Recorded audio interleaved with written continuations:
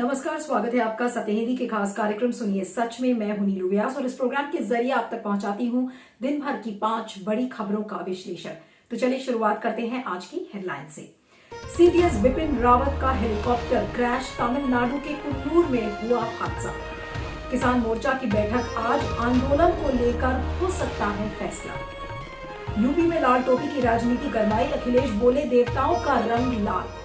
UP चुनाव में प्रियंका ने महिलाओं के लिए जारी किया अलग घोषणा पत्र। और भारत में आर्थिक असमानता बढ़ी, 1% लोगों के पास 22% आय, 50% के पास 13%। चलिए शुरुआत करते हैं हमारी आज की पहली बड़ी खबर से, जो कि एक बहुत दुखद और बहुत ही दुर्भाग्यपूर्ण खबर आज दोपहर लगभग 1:30 या 2 बजे के बीच में सारे टीवी चैनल्स पर ब्रेक कर रही थी। और वो थी chief of defence staff general Bipin Rawat की। जी हाँ, बिपिन रावत अपने सारे सीनियर ऑफिशियल्स के साथ तमिलनाडु के दौरे पर थे और सुलूर से वेलिंगटन जा रहे थे और एक चॉपर में वो बैठे थे। इंडियन एयरफोर्स का ये चॉपर है MI-17 V5 हेलीकॉप्टर, जो कि एक बहुत ही सेफ हेलीकॉप्टर माना जाता है।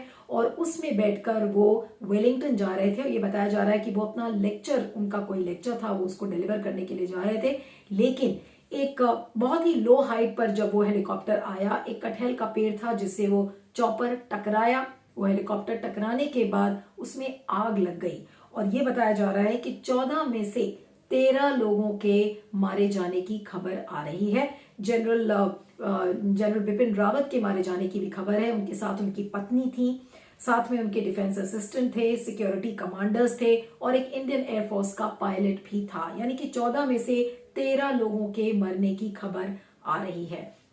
तो वाकई में एक बहुत ही दुखद पूर्ण घटना। और ये बोला जा रहा है और सब ये कह रहे हैं कि आखिर अगर मौसम एकदम ठीक था तो आखिर कैसे इतना सेफ हेलीकॉप्टर क्रैश कर सकता था। अब ये खबर आते ही संसद का शीतकालीन सत्र चल रहा है और सीडीएस रावत की आधिकारिक पुष्टि को बार बार लेकर ये कहा जा रहा है कि इसको लेकर रक्षा मंत्री ऐलान करेंगे और रक्षा मंत्री संसद में इस बात को लेकर कल सूचना देंगे।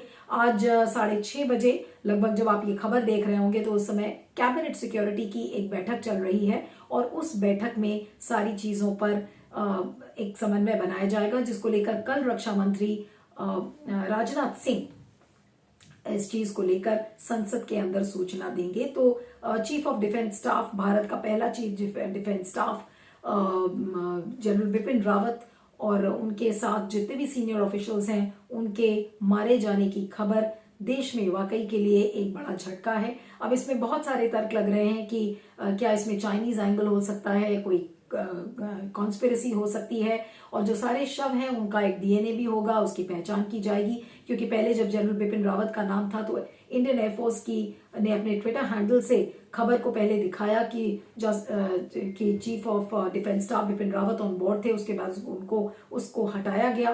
तो इन सारी खबरों के बीच अब रक्षा मंत्री जब आधिकारिक रूप से कल इस बात की सूचना जब संसद में देंगे तो इस बात की पुष्टि और ठीक से हो पाएगी। लेकिन जितने भी आई विटनेसेस हैं उनका यही मानना है कि ये जो चॉपर क्रैश किया उसने एक बहुत ही लो हाइट पर जाकर, एक कटहल का पेड़ था जिससे वो टकराया और उसके बाद वो बिल्कुल घटनाग्रस्त हो गया और जल गया पूरी तरह से। और आग लगने से सारे जो शव हैं वो जले हुए पाए गए हैं। उसमें से पहले 3 लोग थे जिनको अस्पताल लेकर जाया गया, लेकिन वहां पर लोगों के मरने की खबर आ रही है।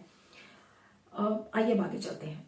अगली खबर संयुक्त किसान मोर्चा के बैठक को लेकर है। कल केंद्र सरकार ने सारी जो किसानों की मांगे हैं उनको मानने के लिए केंद्र सरकार तैयार हो गई थी और लिखित आश्वासन दिया था। उसके बाद आज संयुक्त किसान मोर्चा की एक बैठक थी जो पहले 2 बजे शुरू होने वाली थी, लेकिन फिर वो 3 या 3:30 के बीच में शुरू हुई है। और अभी जब मैं ये प्रोग्राम रिकॉर्ड कर रही हूँ तो बैठक से क्या कुछ निकल कर आया है ये अभी किसी को भी पता नहीं है। लेकिन जो केंद्र का कहना था कि एमएसपी पर एक कमेटी बनाई जाएगी और जिसमें कि सरकारी अफसर हो, कृषि विशेषज्ञ हो, तो इन सारी चीजों पर अभी एक तरीके से समन्वय नहीं बन पाया है। क्योंकि संयुक्त किसान मोर्चा के जो लोग हैं उनको सरकार पर लिखित आश्वासन के बाद भी भरोसा नहीं हो रहा है। और जो उलझाने वाले जो मुद्दे हैं, जैसे कि एमएसपी की जो समिति है, मुकदमा वापसी, मुआवजा का प्रस्ताव, इन चीजों को लेकर अभी राय मशविरा चल रहा है। लेकिन गुरनाम सिंह चड़ूनी जो संयुक्त किसान मोर्चा के जो लीडर हैं, उन्होंने कहा है कि ये विरोध जारी रहेगा और जब तक जारी रहेगा, जब तक उनकी सारी डिमांड्स पूरी नहीं हो जाती। और उन्होंने कहा है कि जो जितने भी केस वापस लेने की बात है, किसानों के खिलाफ जो केस दर्ज किए गए थे, तो उसको लेकर एक टाइमलाइन बताए सरकार। लेकिन कल जो बहुत सारे प्रस्ताव थे, सरकार के प्रस्ताव में संयुक्त किसान मोर्चा के लीडर्स ने कहा था उसमें खामियां थी, इसलिए उसमें संशोधन की मांग की थी संयुक्त किसान मोर्चा के लीडर्स ने, और उस पर सरकार की अभी कोई प्रतिक्रिया अभी इस पर नहीं आई है।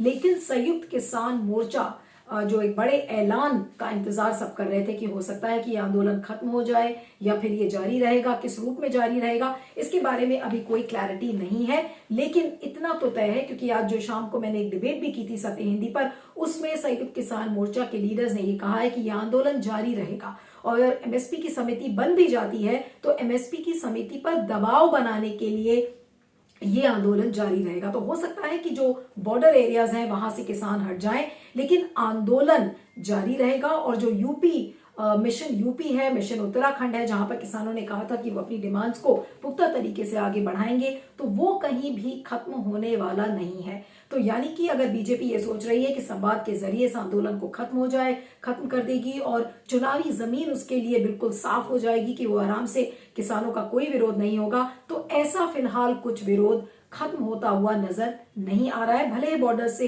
लोग हट जाएं, लेकिन किसान अपनी मांगों को और प्रबलता से इन चुनावी राज्यों में उठाते रहेंगे। यानी कि बीजेपी की जो मुश्किलें हैं वो कम होती हुई नहीं दिख रही हैं। फीडबैक दीजिएगा, मैं आगे चलती हूँ।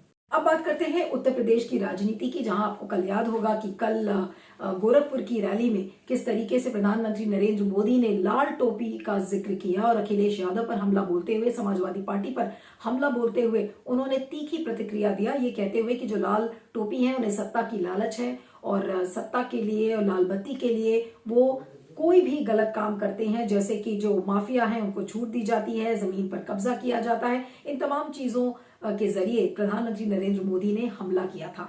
अब अखिलेश यादव ने आज तक को एक इंटरव्यू दिया और उसमें लाल टोपी को लेकर और लाल रंग को लेकर उन्होंने शब्दों से खेलने की कोशिश की, प्रधानमंत्री नरेंद्र मोदी को एक बार फिर से आईना दिखाते हुए। लाल रंग, अखिलेश यादव ने कहा कि भावनाओं का रंग है, पूजा का रंग है, देवी देवताओं का रंग लाल है, और क्या बीजेपी के नेताओं के शरीर का रंग काला है। और साथ में उन्होंने ये भी कहा कि बीजेपी ऐसा लगता है घबरा गई है, और आने वाले दिनों में जैसे जैसे समाजवादी पार्टी की जो चुनावी जमीन है वो मजबूत होती जाएगी, तो बीजेपी के जो कार्यकर्ता हैं, बीजेपी के नेता हैं, उनकी भाषा और खराब होती हुई नजर आएगी। आज संसद में जो समाजवादी पार्टी के जो सांसद हैं वो आज लाल टोपी में नजर आए, यानी कि लाल टोपी का जो इस्तेमाल प्रधानमंत्री नरेंद्र मोदी ने किया था, उस लाल टोपी के जिक्र से अब ऐसा लग रहा है कि पूरा चुनावी नैरेटिव समाजवादी पार्टी बनाने की कोशिश कर रही है। और ठीक उसी तरह से अगर आपको याद हो 2014 के चुनाव में जो चाय वाले का जिक्र मणिशंकर अय्यर ने किया था और किस तरीके से उस चाय वाले को भुनाया, बीजेपी ने भुनाया, तो ऐसा लग रहा है कि ठीक उसी तरह लाल टोपी का जो उल्लेख है उसे समाजवादी पार्टी भुनाने में लगी हुई है, क्योंकि लाल टोपी में कोई गलत बात नहीं है। लाल टोपी, जिस तरीके से अखिलेश यादव ने कहा कि लाल रंग तो देवी देवताओं का है, और जो पार्टी अपने आप को हिंदुत्व कहती है तो वो लाल टोपी से इतनी घृणा क्यों करती है। तो कहीं ये जो लाल टोपी का जिक्र बीजेपी ने किया है, प्रधानमंत्री ने किया है, ये दांव कहीं बीजेपी के लिए उल्टा ना पड़ जाए। इस पर फीडबैक दीजिएगा, मैं आगे चलती हूँ। अगली खबर भी उत्तर प्रदेश के चुनाव से जुड़ी हुई है, और अब बात करेंगे प्रियंका गांधी की, जिन्होंने आज महिलाओं के लिए एक घोषणा पत्र जारी किया, स्पेशल मैनिफेस्टो फॉर वुमेन। और ये बताया जा रहा है कि ये एक समावेशी रोड मैप है कि किस तरीके से राज्य की जो ग्रोथ है उसको आगे बढ़ाया जा सके। और साथ में प्रियंका गांधी ने यह भी कहा कि कांग्रेस वो पार्टी है जिसने देश को पहली महिला प्रधानमंत्री दिया था, और यहां तक कि अमेरिका में अभी जाकर जो वाइस प्रेसिडेंट है वो उनकी एक महिला है, यानी कि एक इक्वल फुटिंग और बराबरी का दर्जा महिलाओं को दिया जाएगा। और इसके चलते उन्होंने कई स्कीम्स और कई जो चीजें हैं उसको रोल आउट किया। उसमें उन्होंने बताया कि जो महिला हॉस्टल्स हैं उनको 25 शहरों में खोला जाएगा, इवनिंग स्कूल्स यानी जो संध्याकालीन स्कूल्स हैं उनको लड़कियों के लिए चलाया जाएगा, इलेक्ट्रिक स्कूटर्स हैं वो दिया जाएगा उन लड़कियों को जो कि ग्रेजुएशन पास करेंगे, और अगर कोई गरीब परिवार में कोई लड़की का जन्म होता है तो उसके लिए एक एफडी अकाउंट खोलेगी सरकार, अगर कांग्रेस की सरकार यूपी में आ जाती है। इसके अलावा महिलाओं को प्रेफरेंस दिया जाएगा मनरेगा के प्रोग्राम में, और सब्सिडाइज्ड लोन्स महिलाओं को दिए जाएंगे, और 50% जो पीडीएस की जो शॉप्स हैं वो महिलाओं के नाम पर होंगी, यानी कि महिलाएं उनको चलाएंगी। तो ये तमाम जो पॉपुलिस्ट स्कीम्स हैं इनको घोषणा पत्र के जरिए प्रियंका गांधी ने तो कहा है,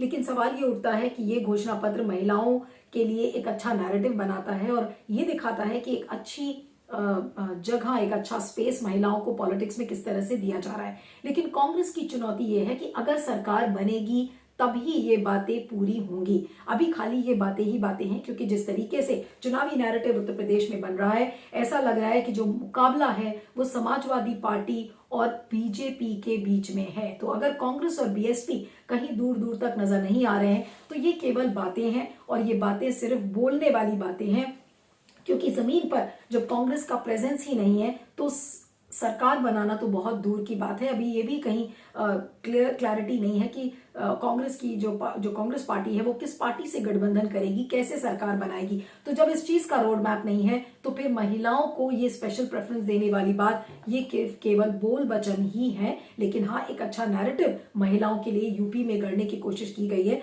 जो इसके पहले बहुत कम देखा गया है। इस पर फीडबैक दीजिएगा, मैं आगे चलती हूँ। अब बात करते हैं वर्ल्ड इनइक्वालिटी रिपोर्ट की, जिसके मुताबिक भारत सबसे असमान देशों की श्रेणी में आ चुका है, जहां पर यह कहा गया है कि जो 57% जो आय है हमारे देश की, जो इनकम है, वो टॉप के जो 10% लोग हैं वही उस पर काबिज हैं, और 22% जो इनकम है उस पर 1% लोग ही काबिज हैं। तो ये जो असमानता के जो आंकड़े हैं, ये इस रिपोर्ट में लिखा गया है कि जो पिछले 3 साल से जो ये असमानता के जो आंकड़े आ रहे हैं उसमें उसकी क्वालिटी में बहुत ज्यादा गिरावट हो रही है, और इसीलिए लोगों को इसे समझाने में दिक्कत हो रही है। साथ में असमानता रिपोर्ट में सार्वजनिक संपत्ति का उल्लेख किया गया है कि जो सार्वजनिक संपत्ति है उसमें काफी कमी आई है, जैसे स्कूल, यूनिवर्सिटीज, अस्पताल, उनमें काफी कमी आई है। आर्थिक सुधार का जो फायदा है इस इनइक्वालिटी रिपोर्ट में बताया गया है कि अमीरों को इसका फायदा ज्यादा मिल रहा है। 1% अमीरों के पास 33% संपत्ति है।